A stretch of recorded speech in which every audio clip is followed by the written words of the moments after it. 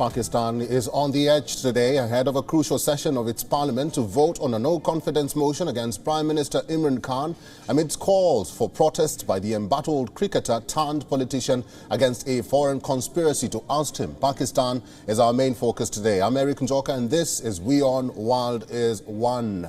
Now opposition leaders gather at the Pakistan parliament ahead of the crucial no-trust vote against Prime Minister Imran Khan. Opposition leaders are holding a meeting. 174 opposition lawmakers are in attendance. PMLN leader Mariam has said that Imran Khan is Prime Minister for few moments now.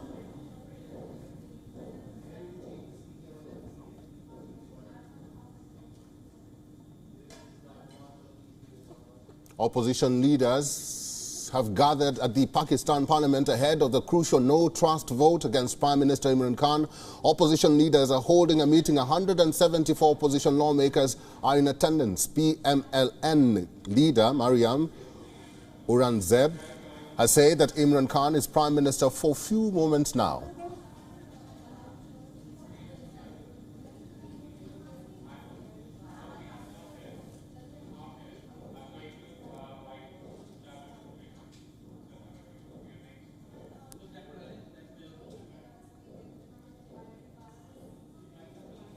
Also at this hour, we are receiving some breaking news. Pakistan Foreign Minister Shah Mahmood Qureshi has sent out a statement. He has accused the opposition of destabilizing the country for their greed. The foreign minister has also said that the opposition has nothing in common from ideologies to their symbols, but they are colluding only to oust Imran Khan from power.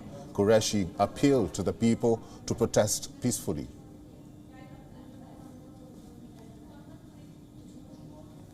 House पे जाऊंगा तो देखूंगा ये तो आखिरी game आखिरी over की आखिरी गेम तक मुकाबला करने का अज़्म लेकर आए हैं इंशाअल्लाह। गवर्नर पंजाब से इस्तीफा ले लिया गया है, क्या कहेंगे? गवर्नर पंजाब साजिश के पीछे है, तो आप अमेरिका मुर्दाबाद का नारा लगाते हैं सर? मैं एक जिम्मेदार पोजीशन पर हूँ और मैं गैर जिम्मेदाराना बात नहीं करूँगा। मुझे पाकिस्तान के मफादात का तहफ़्फ़ुज़ करना है, मुझे आईन पाकिस्तान का तहफ़्फ़ुज़ करना है और मुझे जो जमहूरी अक़दार का एहसास है, लेकिन मैं इस बात पर कायल हूँ कि किसी को ये हक़ नहीं पहुँचता कि वो हमारे अंदरूनी मामलात में मदाखलत करे। नेशनल सिक्योरिटी कमेटी का फ़ैसला है और उस नेशनल सिक्योरिटी कमेटी के फ़ैसले के बाद हमने उनको डिमार्क किया है, यहाँ भी किया है और वाशिंगटन में भी किया है। अच्छा, गवर्नर पंजाब से इस्तीफा ले लिया गया, क्या कहेंगे पंजाब में? मुझे अभी खबर मिली है, मैं मालूमात हासिल करके बता सकता हूँ। अच्छा सर, स्पीकर और डिप्टी स्पीकर के खिलाफ भी तहरीक अदम एतमाद जमा हो गई है, क्या कहेंगे? मुझे जब तक तफसीलात ना मिले मैं अंदर जाऊँगा, अभी हाउस में जाऊँगा, आप इजाज़त देंगे? सर, अमेरिका के खिलाफ क्या कार्रवाई हो सकती है sir?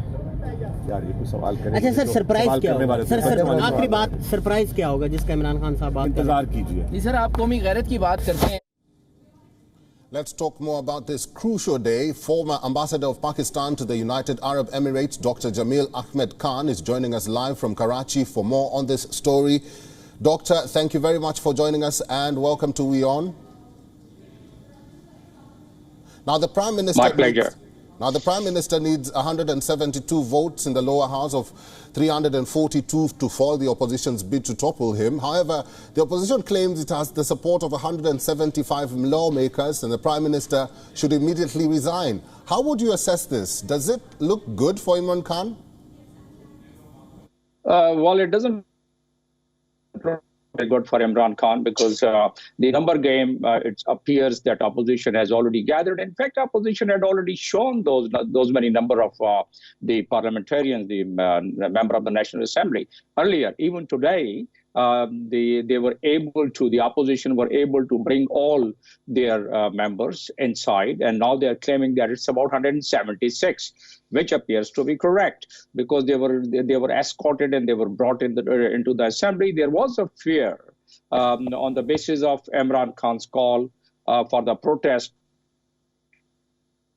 Call to his followers, but the security deployment was quite robust, and I guess because of which the parliamentarians they walked from the parliament lodges, which is just across the road, and came into the parliament. So it appears that from the number point of view, yes, Imran Khan is in a very difficult situation. It appears that the vote of confidence is going to be a success. However, the preparation and the kind of signals we are getting through various statements and by talking to some of the parliamentarians that the ruling party has some intention. How far is it correct? The opposition has been alleging that, and there are indicators that they might as well create some disturbance within the parliament so that the speaker has an excuse to adjourn the session.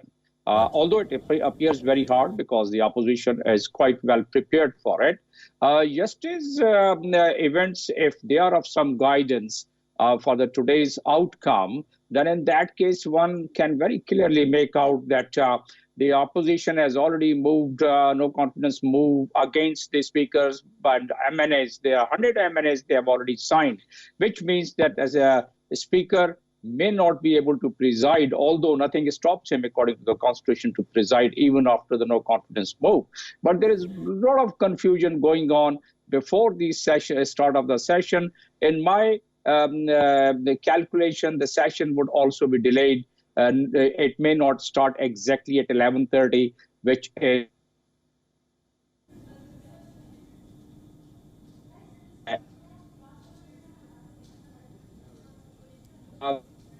Doctor, we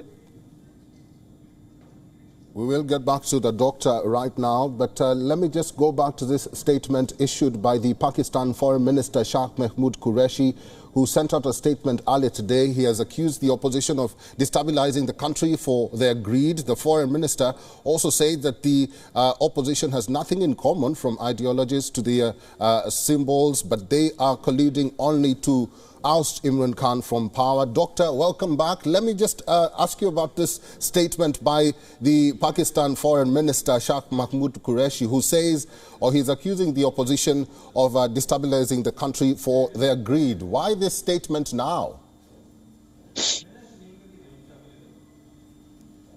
Basically, any foreign minister in a democratic system is also a politician, and in this case, he's the vice president of the party, ruling party. So I would only take it as a political statement. However, he has indicated that about the National Security Committee, that the used in that communication, it was not a letter, it was a communication from the mission, Pakistani mission, to the Foreign Office, language which was used, and that was not in accordance with the diplomatic norms, and that's what the committee decided, and the charge was issued to the acting Shardi affair of the U.S. Embassy in Pakistan. So that was in accordance with whatever norms the Vienna Convention. But beyond that, what the minister is now saying is obviously a political statement, but he was very cautious not to criticize any country, including U.S. Did not really stop taking the name of the country, and the foreign minister was very clear that we should not really give any irresponsible statement which would affect our relations with the countries. And since he's holding a very important post, the foreign minister, so he was very cautious. Although he took an advantage of the situation and conveyed and resonated the message to his followers who have started coming out on the roads. Although Prime Minister was very clear and candid that everyone should not take law into their own hands, and they should remain peaceful. But the experience in countries like Pakistan is that the mob are the people, once they gather, it becomes very difficult to control them. So it's just a few more hours and we'll start witnessing what impact would have the street power would have on the parliament, which is absolutely constitutional,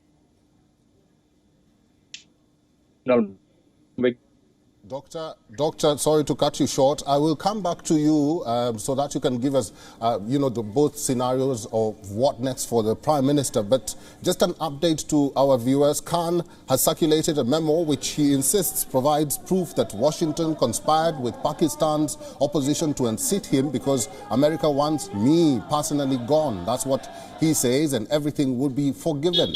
That's what the Prime Minister says. Khan has accused the opposition of being in cahoots with the United States to unseat him, saying America wants him gone over his foreign policy choices that often favor China and Russia. Khan also has been a strident opponent of America's war on terror and Pakistan's partnership in that war with Washington. Khan, who is now facing the prospect of being run out in the number of game in Parliament on Sunday, with key allies deserting him and a sizable number of rebel lawmakers vying to vote against him, says that the march is not over till the last ball. I am not worried about tomorrow or today. God willing, we will emerge victorious.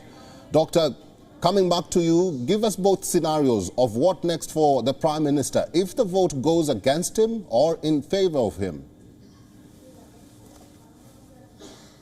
Well, if in favor of him means that he continues as a Prime Minister, and obviously, as he has said, take actions against the opposition leaders who are involved in corruption cases. But that the point he's been raising ever since he took over as a Prime Minister. But unfortunately, none of the cases have been proved in the court of law.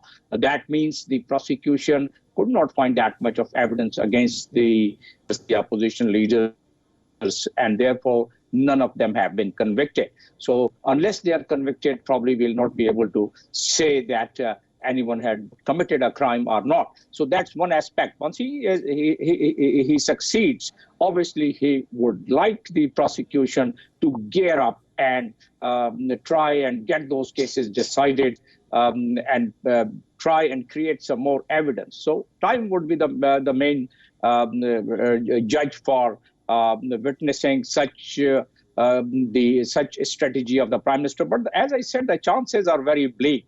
It appears that the game is over under the constitutional provision, which for the first time in the history of our parliament history, that the vote of no confidence has reached to a level where we are having it today. Otherwise, none of the Prime Minister in past has ever been ousted through this mechanism of vote of no confidence. So I guess under the Constitution, the second, if he doesn't succeed, or if the vote of confidence is succeeded and he is ousted, then in that case, there is a provision in Constitution, Article 94 of Constitution of Pakistan, that the President of Pakistan can ask him to continue unless his successor takes over the office of Prime Minister. But again, there is some debate going on as to whether that is correct or not. I guess they might as well have to,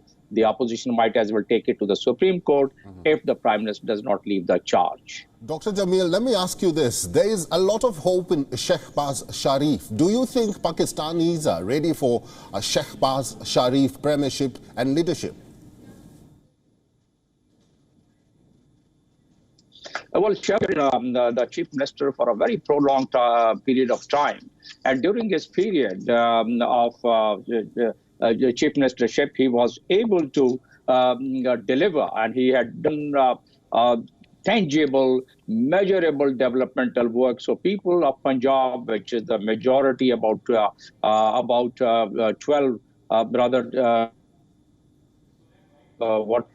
12 crore people, they are his voters. And so from that point of view, yes, he is the one. People are hoping that he should be able to deliver. But the situation is so complex, particularly the economic situation all over the world, Pakistan included. The economic situation is such that, in my analysis, the opposition had already decided that after electoral reform, they will go for the election. And some of the surveys which was recently published, it shows that the Pakistan Muslim League Nawaz group in Punjab, they are leading most of the surveys. And this what it appears from the statements of Maryam Nawaz and Shehbaz Sharif, plus other Pakistan Muslim League Nawaz group, that they feel that their popularity is quite high, and therefore they should go for the election as early as possible. So that is a scenario which is developing, and I'm just getting news that the assembly session has been delayed a bit, which I was mentioning a little while ago, that it might as well get delayed. So we are just waiting and keeping our eyes on what's happening around at the moment. We are keeping our eyes on what is happening around, and we understand that the Pakistan Prime Minister Imran Khan is headed to the National Assembly right now, and the Prime Minister needs 172 votes in the lower house of 342 to foil the opposition's bid to topple him. However, the opposition claims it has the support of 175 lawmakers, and the Prime Minister should immediately resign. We also have another update. Pakistan's opposition member has moved a motion for the removal of Asad Kaisa, was the National Assembly Speaker, ahead of Imran Khan's no trust vote. Doctor, coming back to you, let me ask you about this. This latest move by the Pakistan's opposition member to move a motion to remove the Speaker. What does this say about this no confidence motion? Well, they want to prove that they have the majority, and 100 members have signed that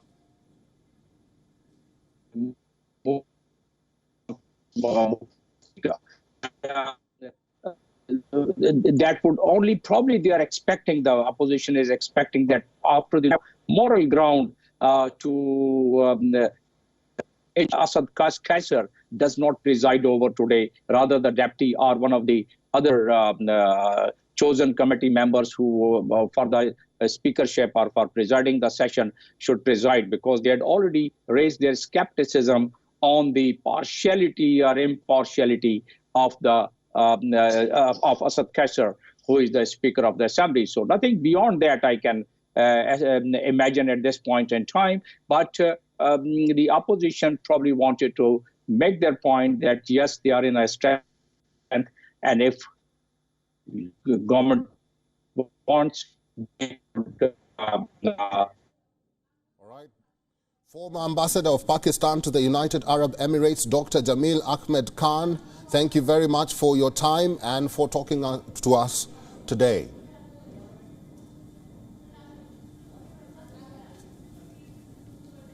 In an exclusive conversation with Pakistan Foreign Minister Shah Mahmood Qureshi, he said that Ankara is keeping a close eye on the development in Islamabad, and he claims that Turkey wants the PTI government to complete their 5-year tenure, which will end next year in 2023.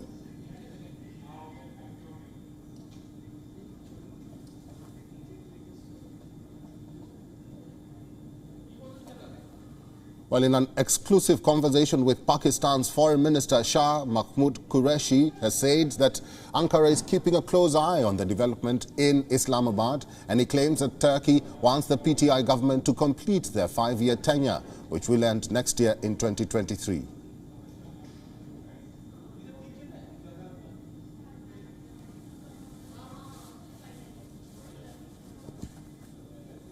WION is now available in your country. Download the app now and get all the news on the move.